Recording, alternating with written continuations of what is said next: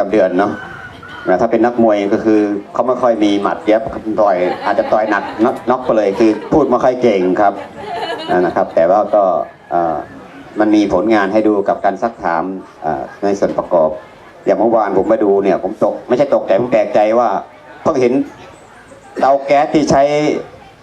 พลังงานเดือนละประมาณ10 บาทถามว่าทำยังไงก็คือเป็นการใช้แกบเผาแต่ใช้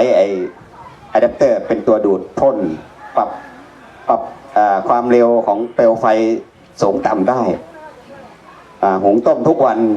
ใช้เงินประมาณ10 บาทค่าไฟอะไรก็มาเจอที่นี่แต่ใช้จากแกบเปลวไฟจากแกบปรับเร่งพัดลมให้มันเหมือนแก๊สแล้วก็เป็นของแปลกที่นี่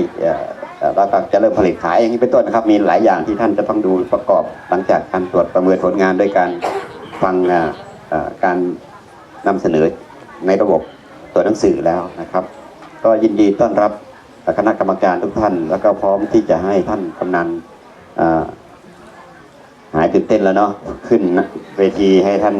นำเสนอท่านได้ท่านซักถามต่อไปขอกราบต้อนรับคณะกรรมการโดยการนำของท่านปฏิบัติด้วยความยินดีครับ